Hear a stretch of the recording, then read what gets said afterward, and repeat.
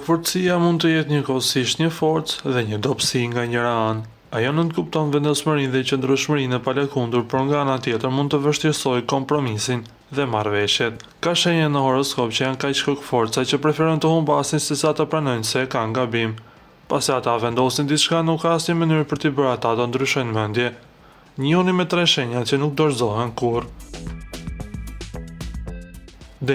Demi është padyshim shenja më kokëforte e zodiakut. Pasi ai merr një vendim, nuk ka asnjë forcë që mund ta bëjë atë të ndryshojë mendje. Këmbëngulja e tij kufizohet me keqardhje dhe nëse përpiqeni të impononi mendimin tuaj, ai thjesht do t'ju injorojë. Atij nuk i pëlqen më së shumti ndryshimi dhe vlerëson më së shumti stabilitetin. Kështu që nëse e shet diçka të drejtë, ai kurrë nuk do të devijojë prej saj, pavarësisht se çfarë argumentash i jepni.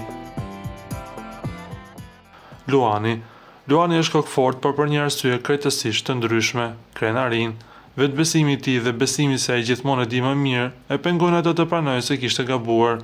Nëse përpiqeni ta bindni të bëjë diçka ndryshe, do të merrni rezistencë të fortë, sepse atij i pëlqen të thotë fjalën e fundit.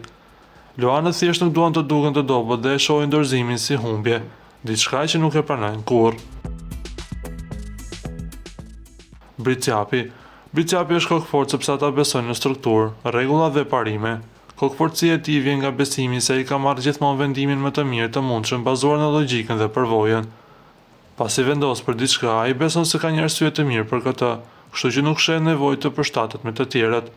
Qëndrueshmëria e tij mund të jetë një burim zhgënjimi për ata që përpiqen të debatojnë me të, sepse ai nuk lëviz as nën presion. Ju lutem klikoni tek butoni subscribe për të marrë të rejat më të fundit nga Showbizi shqiptar.